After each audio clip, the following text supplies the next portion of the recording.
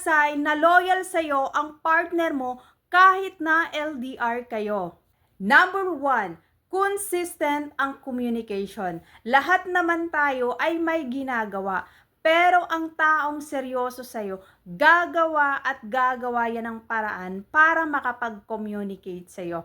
At kung hindi siya makatawag, mag-iiwan yan ng mensahe para hindi ka mag-overthink ng ilang oras o araw nang walang sapat na dahilan. Number 2, transparent siya sa ginagawa niya. Hindi niya itinatago kung nasaan siya at kung sino ang mga kasama niya. Number 3, hindi siya nawawala ng walang paliwanag. Kapag sobrang busy niya, nagpapaalam siya sa'yo para hindi ka mag-alala o mag-overthink. Number 4, ipinapakilala ka niya sa mga kaibigan at pamilya niya. Hindi ka isinisikreto. Number 5, iniiwasan niya ang mga sitwasyon na makakasira sa iyong tiwala. Number 6, pinag-uusapan nyo ang future nyo ng magkasama.